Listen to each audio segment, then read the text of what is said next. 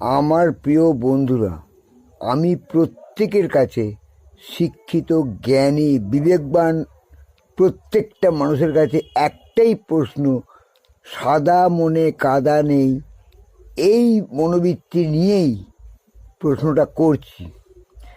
আপনারা সবাই বলুন তো, গার্জেন বলতে আমরা কাকে বুঝি? প্রকৃত গার্জেন কে? অর্থাৎ আপনাদের প্রকৃত অভিভাবক কে? জন্ম থেকে মৃত্যু পর্যন্ত প্রকৃত অভিভাবক কে? বলতে একটু কষ্ট হবে, হয়তো বিভিন্ন জায়গায় যন্ত্রণা হবে, হয়তো পেনাল কোডের মতো আপনার পেন কোডও হতে পারে, যন্ত্রণা একটু একটু হয়, আমি বুঝি।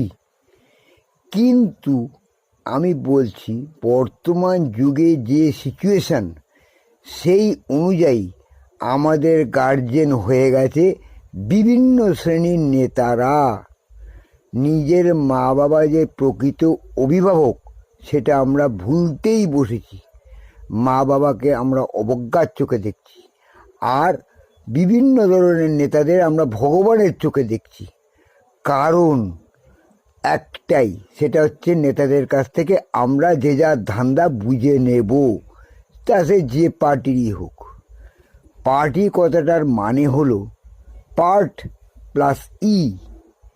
পার্ট মানে একটা অংশ, ই মানে হচ্ছে এসেন্সিয়াল, অর্থাৎ সামাজিক কাজকর্মের, প্রকৃত সমাজের ভালো করার কাজকর্মে যে ব্রতী, যে কর্মীরা ব্রতী হয়ে সমস্ত সামাজিক উন্নতি সাধন করে, তাকেই বলা হয় পার্টি, বা আমরা এখন নাম দিয়েছি সংগঠন।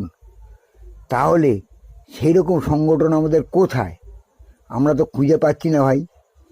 যদি পাই আপনাদের জানাবো। কিন্তু অভিভাবক কে, সেটা আপনি যদি আমাদের বলেন, তাহলে আমার জীবনটা সার্থক হয় ভাই। আমি সম্পূর্ণ নিরপেক্ষভাবে সবাইকে এই প্রশ্নটা রাখছি। দেখো ভাই, অভিভাবক সারা জীবন থাকবে, কিন্তু নেতারা সারা জীবন থাকবে না। তাই প্রকৃত অভিভাবক হচ্ছে একমাত্র নিজের মাতা পিতা, এছাড়া কেউ নয়। তাই বলছি ভাই, হৃদয়ে, মনে, সমস্ত স্থানে মা বাবাকেই স্থান দিও, বুঝলে? তারা চিরস্থায়ী, কোনো ভোটে তাকে হারানো যাবে না। তাদেরকে সম্মান করো, তাকে ভালোবাসো, এবং মানুষকে সম্মান করতে শেখো, তাহলে তুমি রেসপেক্ট পাবে, সম্মান ফিরে পাবে।